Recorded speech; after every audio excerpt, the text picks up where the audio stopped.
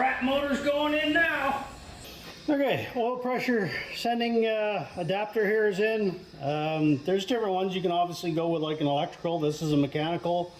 I used to always run the copper line, but then I used this a few times, this plastic stuff, and I haven't had any problems with it. It was just, you always worry that plastic is going to melt, but you know, as long as you run it smartly and don't pinch it or kink it, you're fine. So there's my boost gauge adapter. Same exact fitting. In fact, they're completely interchangeable. Plastic line again. You got a tapered compression nut, so when this tightens down, it kind of squeezes that onto the hose, and it ain't coming off. And remember, that's just a tiny little brass fitting, so you don't got to go crazy. I've seen a lot of them get snapped off over the years, and you end up drilling out intakes. And so there's my two gauge lines ready to go. They're just going to sit back here on the engine for now. Distributor, I'm not putting that in yet because I'm going to prime the engine. This is for the coolant temperature sensor. That's where the location where they had it. What's funny is this one's here. There's another one on the other side. It's opposite of the distributor. I think it'd be a little easier to get in there, but I don't know. I'll have to put the blower on and see what's up with that. Maybe the supercharger has something that interferes back here. I'm still trying to figure out pulleys, whether I even want to bother with aluminum ones. But if I do one aluminum one, I pretty much got to do them all. And since I already have one aluminum one down there, it almost seems like a travesty not to put the aluminum ones on. So that means I need to get a short water pump, aluminum 2 V-belt pulley, an alternator one, and a power steering one. I think I'm going back to Amazon. Wife's gonna love this. Who am I kidding? She's the one telling me to do all this. I would have just put it in a regular old small bottle. Anyway, she's a bad influence on me, but I love her. Well, we're back out in the shop again. Just did a test fit of the headers. I just got them on the end bolts. They're always a pain to get these things on when they're in the car. Especially some of these bolts here, like this one here, where you see these come out at a 90 and then bend, whereas this one bends almost immediately out of the header flange. And that bolt, if you don't put that in before you put the header all the way on, you're never going to get it in. You know, you're not getting a socket on that. That has to be wrenched in from back here, one little bit at a time. As well, this spark plug here on number 6, that's not one you want to be trying to get at too easy. Like, it's literally not in a good spot. Hey, different headers, different designs. I've had worse, way worse. So you can see here, there's number 6. It'll go in, but you're not getting a socket on that. So I'm going to take the headers back off, slam the spark plugs in. While it's easier, I don't think I've ever had a set of headers that didn't have 1 or 2 bolts just like this that were just ridiculous. You're trying to slam a V8 Chevy into an S10 or something and you just don't have the room, and I think that's what this is. Personally, I'd rather have those big monster things that stick out like everywhere. Picked up the best header gaskets I could get. These are the Remflex ones. They're guaranteed not to leak, made especially for headers, raised to 3,000 degrees. Anybody who's ever run headers, you're gonna blow these things all the time. Hopefully, I'll get some time out of these before they nuke. Motor mounts for this setup, we're using stock 4.3 motor mounts. They fit right on a small block Chevy, and because that's an S10 frame, they line right up to the frame. I was taking this thing to the drag strip. I'm not sure I would be trusting these mounts. Remember one engine I had, real high compression. We had to index the spark plugs because the pistons would come up and tap them and close up the gaps. We had the block shaved 10,000s. The heads were done, everything was decked, super tight tolerances. Oh man, that thing, you had to run pure race gas in that engine. And I can't imagine what that would cost in today's prices. Those are easily the thickest exhaust manifold gaskets I ever seen. most important ones in my mind to put anti-seize on. I mean, with the aluminum heads, I don't know if it's near as big a problem, but the cast iron ones, these always rust in. And then tiny little heads, and with the headers, how you can only get a wrench on it most times. Got a 7.4 liter out there that needs some engine work. It's got headers, and they are rusted on there, some good. The gasket is so thick, you're barely getting any thread started here. It's really thick now, but once you torque it to 20 pounds, apparently it squeezes in quite a bit. I've blown out so many header gaskets, it's not even funny over the years. Got to the point in my Blazer where I was carrying around spare exhaust manifold gaskets because I was blowing them so often. But I was kind of lead footing that one pretty good, so it's kind of my own fault. Okay, well, that was pretty painless. I just dropped it onto the mounts. There's no transmission, so if I take this off, the engine wants to fall backwards because how far forward small block Chevy mounts are. They line up with number 1 and 2 cylinders, so there's all back weight here. I have a transmission to put in, but I want to rebuild it first, so I'll just block this for now. So yeah, I just wanted to get the engine stabbed in so that I can start dealing with this nightmare. Honestly though, this is a painless wiring kit that the previous owner had put in. Chevy small block with no fuel injection, carbureted. So it'll run on like 3 wires. Now that I got it in and I can see I'm actually surprised. It did not look like the engine compartment was this big, but I mean, it's still an S10 with a V8 stuffed into it. So there is some very tight, like for instance, the fuel pump. It's got about 1/2 inch for that AN8 fitting that I got on there. It's going to be interesting to see if I can get a fuel line on that. I may have to put an elbow in. But as far as the back, like this engine could have gone back another 3-4 inches, no problem. So there's plenty of room in here for a V8 small block. So far, I still got a radiator to put in there and a super big, thingy. Okay, angle goes across the roll bars. Ratchet strap here. That's now supporting the back of the engine, so I can go ahead and unbolt the cherry picker and get it out of my way. And now I can roll the truck as I need. Come on, little supercharger, let's go for a walk. There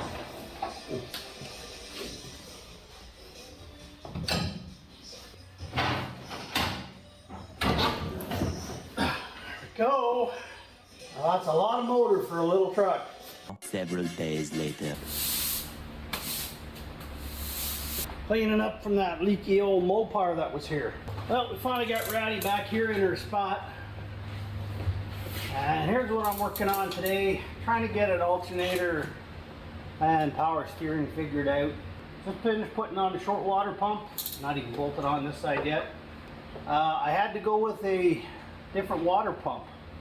So you have to go with a short on the supercharged engine. Some guys can make a long work, but you got to really finagle that. Manufacturer recommends the shorty. So it's easy, just order a Corvette one from the 80s, 70s, whatever. They're all short water pumps in the vets. Problem was with this aluminum pulley I ordered up, which was supposed to be for a short water pump. The pulley lines up now with the blower pulley, no problem. But the original one I had on here, bolt holes didn't line up. The pulley is drilled for a smaller diameter. Now I could have sat here and tried to drill that out and messed with it. Or I could just go back and order one shorty that has a dual bolt pattern. They have both on here, and that's what this one is. Normally I just would have returned the darn pulley, but the button in the middle had to be drilled out as well. It comes with, I think it's a 5/8 center, which doesn't even fit Chevy long water pump.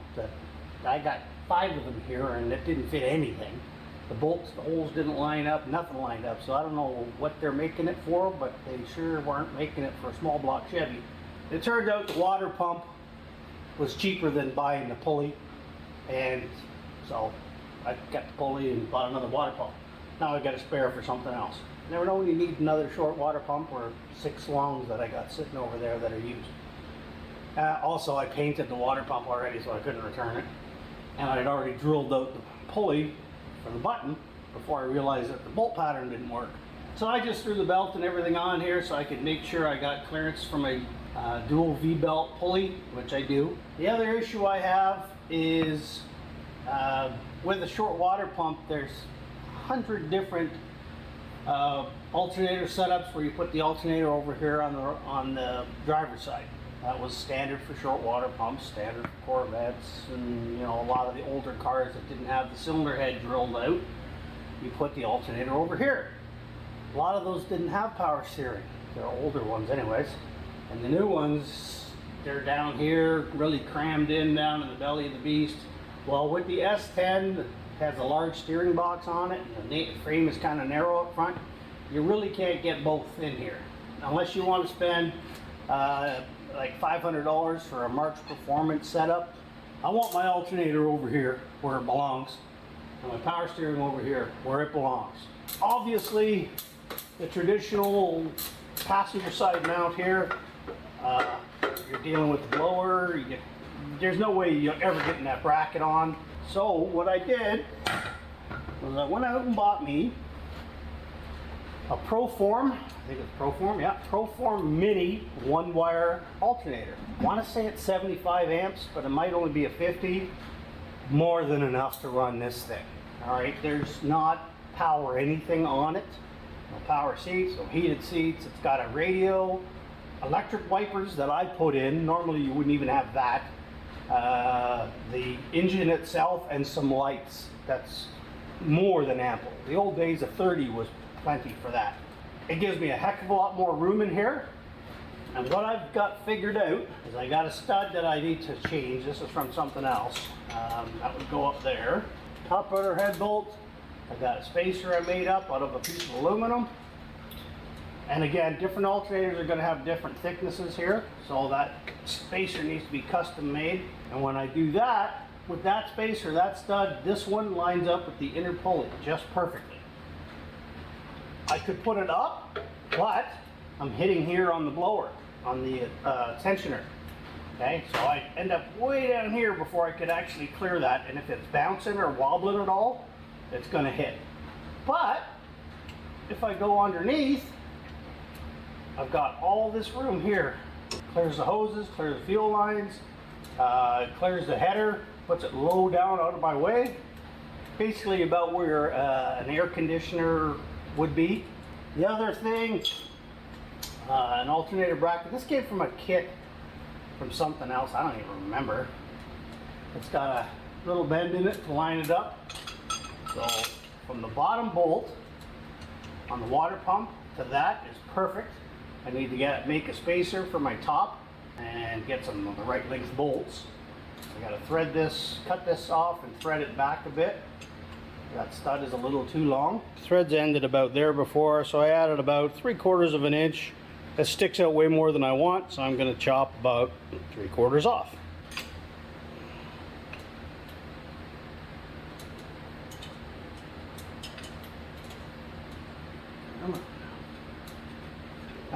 Bottom bolt is in. It is a 3-inch for the lower. Normally you put in a smaller one up top, but because of the bracket that we're making up here, made up about a 1-inch, I think it's 1 1/16 spacer. Same 3-inch top bolt. Don't use a lot of V-belts. Every car I ever scrapped, usually they got one or two or three or whatever left in the trunk as spares. So we're gonna play this one by ear. So close. Just come back from Canadian Tire in town there. I got a 47 and a 48. I got all those belts I had, now not one fit, my luck. Oh, 47.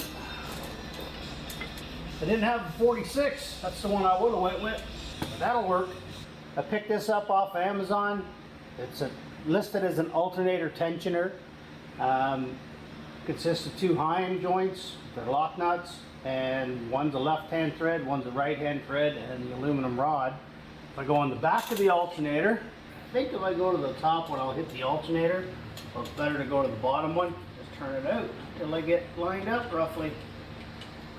Oh, that's going to work. The good thing about a Heim joint is it doesn't need to be perfectly straight because it's got balls in the end, so you can kitty-wampus it out a bit. So there we are, good and loose. And you can see I definitely have alternator adjustment here. Real easy alternator adjustment too. And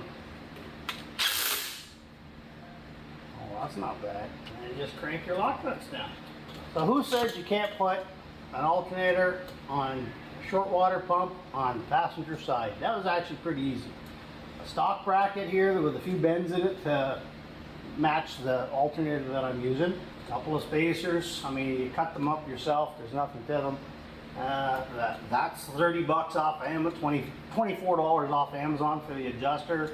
All in all, pretty easy. Just a matter of farting around till you find the right parts, I guess.